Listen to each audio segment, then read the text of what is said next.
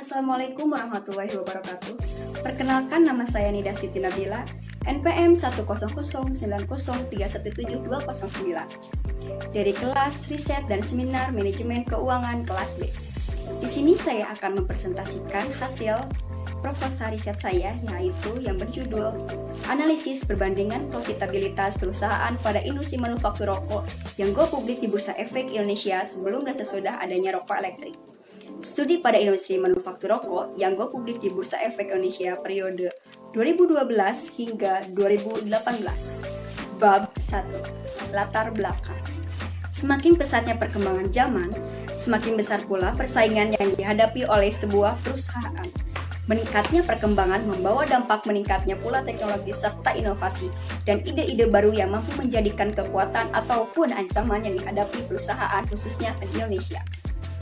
Baik itu perusahaan kecil ataupun perusahaan besar yang berorientasi dan berfokus pada peningkatan nilai perusahaan, setiap perusahaan dituntut untuk memaksimalkan kinerja perusahaan guna tercapainya tujuan perusahaan tersebut. Hal ini menjelaskan bahwa perkembangan dan kemajuan suatu perusahaan tidak terlepas dari faktor perkembangan teknologi yang semakin berkembang.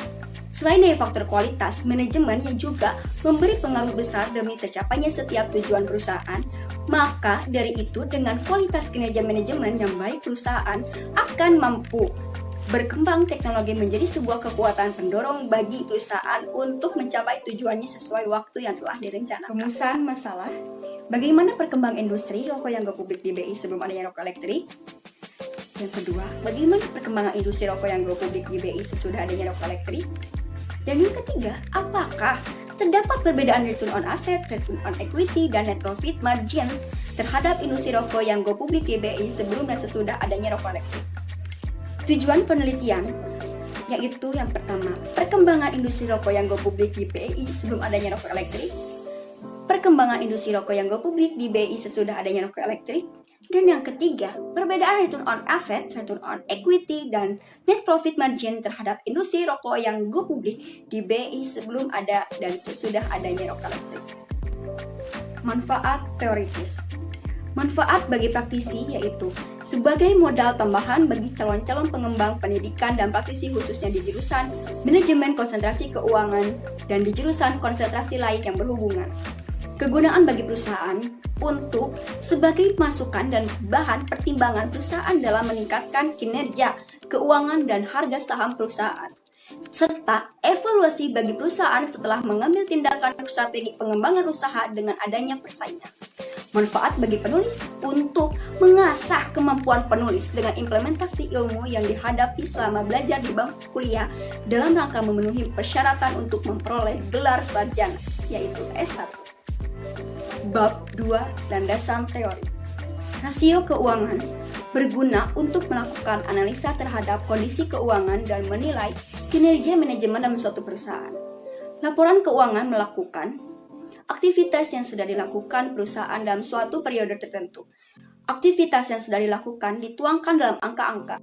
Angka-angka ini akan menjadi lebih apabila kita dapat bandingkan antara suatu komponen dengan komponen yang lainnya.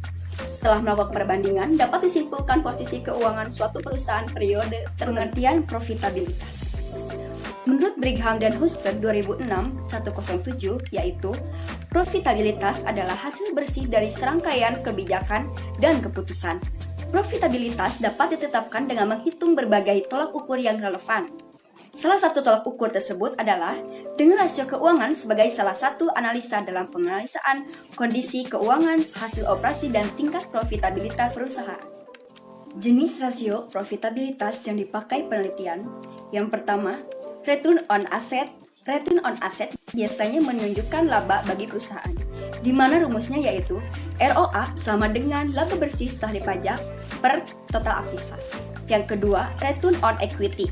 Return on equity adalah rasio yang menunjukkan berapa persen laba yang diperoleh apabila diukur dari modal perusahaan, di mana rumusnya yaitu ROE sama dengan laba bersih setelah pajak per ekuitas.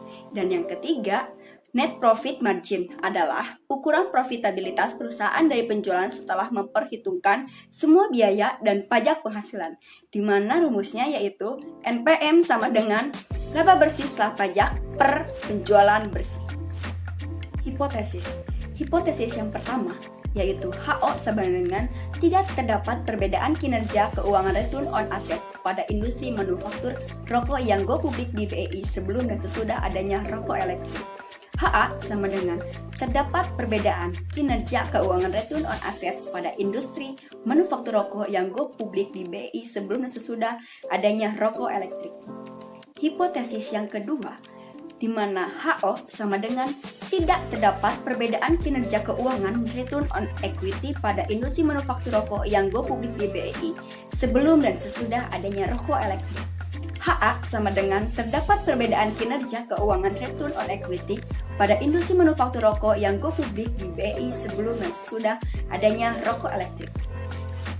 Hipotesis yang ketiga, di mana HO sama dengan tidak terdapat perbedaan kinerja keuangan net profit margin pada industri manufaktur rokok yang go publik di BEI sebelum dan sesudah adanya rokok elektrik.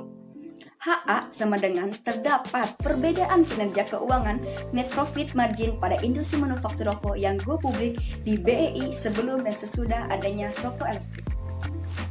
Bab 3. Metode penelitian. Menurut Suharsini Arikunto 2019.215, objek penelitian adalah sebagai berikut. Objek penelitian adalah variabel penelitian, yaitu sesuatu yang merupakan inti dari problematika penelitian. Sedangkan benda, hal, atau orang yang tepat dalam data untuk variabel penelitian melekat dan dipermasalahkan disebut objek. Populasi dan sampel penelitian. Menurut Margono 2010.218, populasi adalah seluruh data yang menjadi perhatian kita dalam suatu ruang lingkup dan waktu yang kita tentukan. Populasi dan penelitian ini adalah perusahaan rokok yang terdaftar di Bursa Efek Indonesia. Teknik sampling yang dipakai atau diambil adalah purposive sampling, pengambilan sampel secara sengaja, dengan catatan perusahaan tersebut menyediakan laporan keuangan yang sudah lengkap dan periode 2012 sampai dengan 2018. Jenis penelitian. Menurut Margono 2010-118, populasi adalah seluruh data yang menjadi perhatian kita dalam suatu ruang lingkup dan waktu yang kita tentukan. Populasi dan penelitian ini adalah perusahaan rokok yang terdaftar di Bursa Efek Indonesia. Teknik sampling yang dipakai atau diambil adalah purposive sampling, pengambilan sampel secara sengaja dengan catatan perusahaan tersebut menyediakan laporan keuangan yang sudah lengkap pada periode tahun 2012 sampai dengan 2018. Jenis dan sumber data. Penelitian ini menggunakan jenis data sekunder karena data yang diperoleh atau dikumpulkan peneliti ini adalah dari berbagai sumber, catatan serta bukti laporan historis yang telah tersusun dalam arsip yang dipublikasikan atau tidak dipublikasikan. Data sekunder adalah data yang mengacu pada informasi yang dikumpulkan dari sumber yang telah ada. Teknik pengumpulan data. Di mana teknik pengumpulan data ini yang digunakan adalah metode dokumentasi. Metode dokumentasi adalah merupakan metode pengumpulan yang bersumber pada benda-benda yang tertulis berupa buku-buku, dokumen, laporan keuangan, dan yang lainnya. Sugiono 2012. Teknik analisis data. Metode penelitian kuantitatif. Analisis data merupakan kegiatan setelah data seluruhnya terkumpul. Kegiatan dalam penganalisis data antara lain mengelompokkan data berdasarkan variabel dan jenis responden, menyajikan data variabel yang diteliti, melakukan perhitungan untuk menguji hipotesis yang telah diajukan. Metode penelitian yang digunakan peneliti dalam penulisan penelitian ini adalah metode deskriptif, kuantitatif dengan menggunakan model analisis rasio keuangan yang terdiri dari rasio profitabilitas, yaitu return on asset, return on equity, dan net profit margin. Terima kasih. Wassalamualaikum warahmatullahi wabarakatuh.